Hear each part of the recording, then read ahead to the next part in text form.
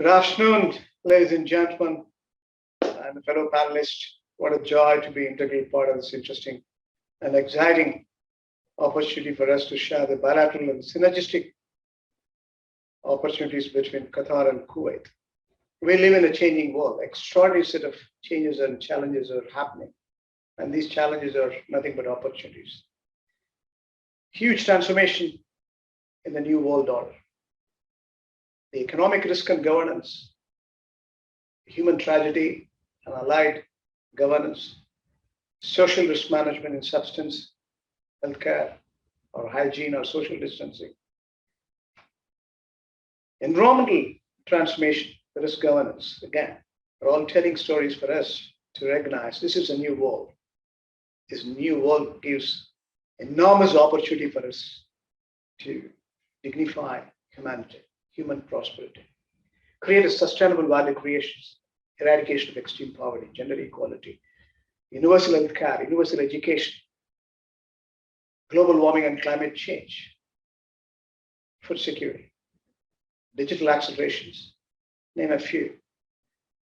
We need to build this partnership.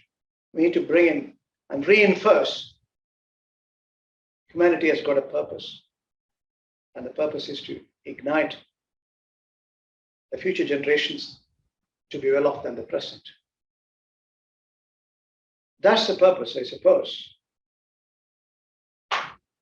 We are all in constant endeavor to have knowledge management. Ignorance and desire and inequality are integral part of this planet. But how do we make inequality to equality? How do we shed our ignorance?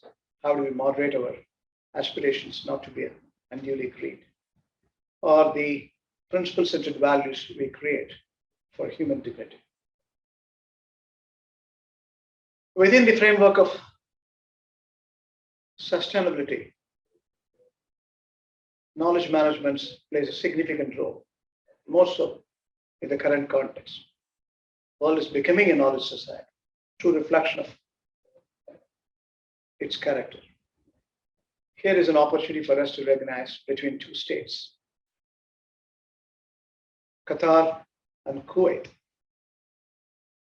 While we talked about the challenges and opportunities at a macro level, there are more opportunities exist within ourselves. And that's what the purpose of these submissions. With me to enlighten the audience who are kind enough to join, I'm sure the takeaways will be purposeful, meaningful. The combination of speakers are all interesting discipline. Mr. Abdulaziz Al Bobtan has come from telecom technology background. He's a chief executive officer of What Do You Do Kuwait. Mr. Junaid Ansari, senior vice president of investment strategy and research. And Comco. Comco is a well-known brand in this region. Their research materials are trustworthy. Mr. M.R. Raghu, Chief Executive Officer, Marmo Minar Intelligence, the research arm of Kuwait Financial Center, Marcos. Again, coming from all these experts will be a value advantage for you. For me to interconnect these two states and looking at the macros, reorganizing your business discipline will be a value advantage. As a financial institutions, when COVID was visibly shaking this world, we adopted 5R principles. Number one is to recognize remodeling of the entire business. The digital acceleration which we are seeing today is a telling story. Every single part of the banking business, whether corporate or retail, treasury or investments, or even international banking today, trade or treasury has changed. Huge amount of reorganization in terms of business remodeling. It applies to every industry. Irrespective of the industry where you come from, revisit, re-examine your value system and change the business model. That might be useful. Second, Debt restructuring has been a major concern, especially for financial institutions.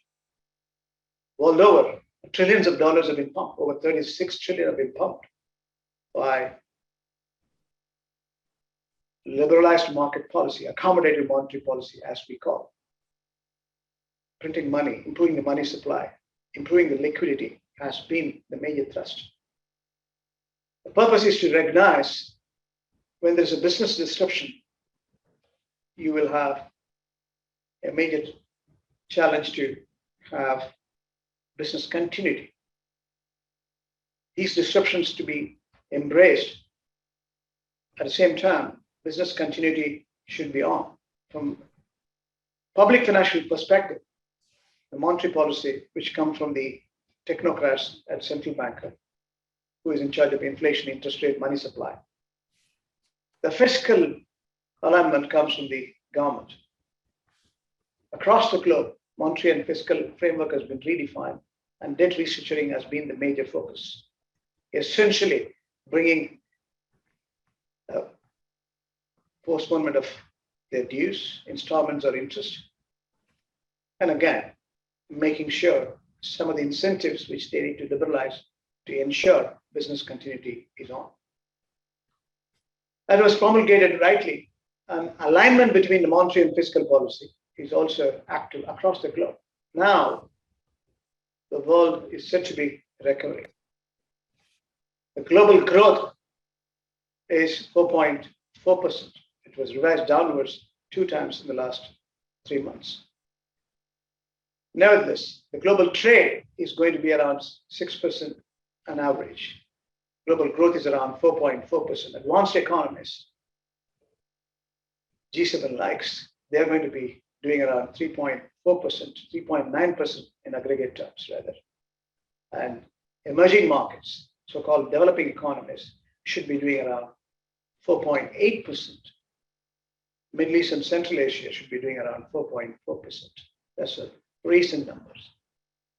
So global growth is visibly positive.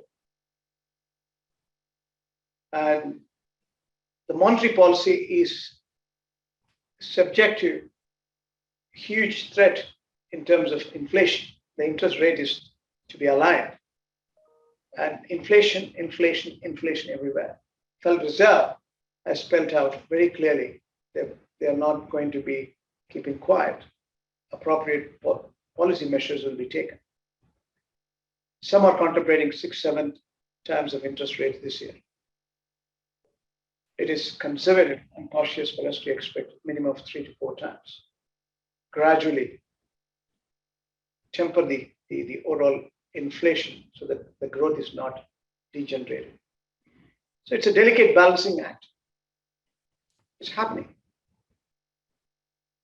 UK has already increased the interest rates. Next month, we'll come to know what Federal Reserve is in store. At the same time, this is not synchronized. We are seeing heterogeneous formulae. Bank of Japan, even European Central Bank, is talking about free market dynamics. Again, free monetary policy, accommodative monetary policy. Money supply will continue. So it is divergent in substance. And that's what the reality is all about. That's going to create more financial market volatility. Financial market are going to be gambling grounds, stocks, currencies, commodities, bond, properties. Everything is highly volatile now. Anyone's imagination, speculations. Add to the digital assets are evolving. That's nothing but money laundering too.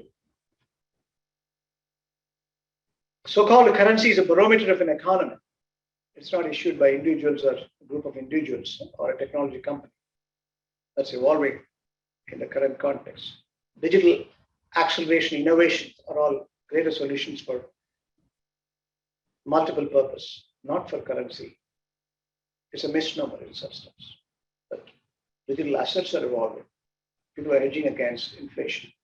Now we are seeing extraordinary set of changes and challenges in the digital space itself, but we need to adopt ourselves. So we have seen the reflection of the remedial management. We have seen the reflection of the remodeling. We have to look at rationalization as structured solution. Nobody's location centric. They are information centric. They are product centric. They are consumer-centric, solution-centric, rather. And again, revenue mix has to be enhanced.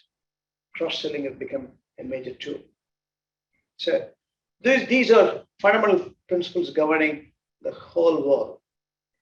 Now, in the midst, Qatar is a country of great substance. We have a greater prosperity in terms of economic empowerment and eminence. We're going to scale up 77 million metric ton to 127 million metric ton. The North Field projects, East and South, is evolving to be a fine combinations. Qatar's medium and long-term revenue enhancement is given. Countries who are signing short-term, including China, now is signing long-term LNG solutions. Energy mix is changing, even in the emerging markets like India. We have a free market dynamics, a company offering in terms of public-private partnership model. The schools and hospitals are going to be through public-private partnership law promulgated in 2020. We have 100% secured investments for external investors, individual or institutions. Law framed up for this purpose. We also have two-tier residency for anyone who wants to live in this part of the world. Qatar has given a two-pronged approach to it, freehold as well as leasehold, with a defined criteria. And we also have enough enhancements in terms of innovations, right from TASMO, as they call it, as the Ministry of Communication and Transport has come out with incentives to innovate. We have free zones, lined up 3 free zones. It's full of incentives. Over $3 billion have been earmarked. Small and medium-sized entrepreneurs are mushrooming. We want to showcase all these options for you to recognize Qatar is a place to do business as well. It's got very strong economic fundamentals, not only for today. The GDP we foresee for this year, $180 billion, with the current account surplus and the fiscal surplus. We have taken oil at $55. It's going to be averaging over $80. We could see Brent is quoting over 97 and the US crude is over 93. That says it all. When it comes to social governance, again, human rights or social justice or functional dynamics are changing to be more democratic.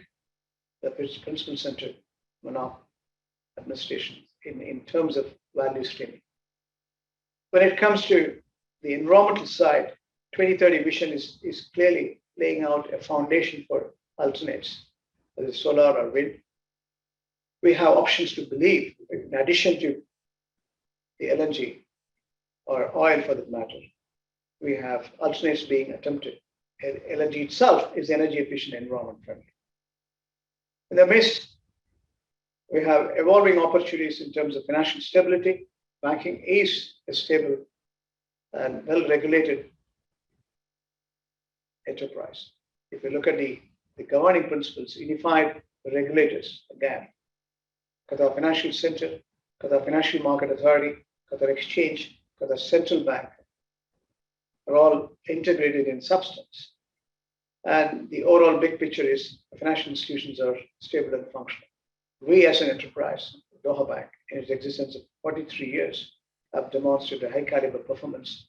We do have a branch in Kuwait. We invite all of you, those who are engaging in business or individual or institutions, to explore the opportunities.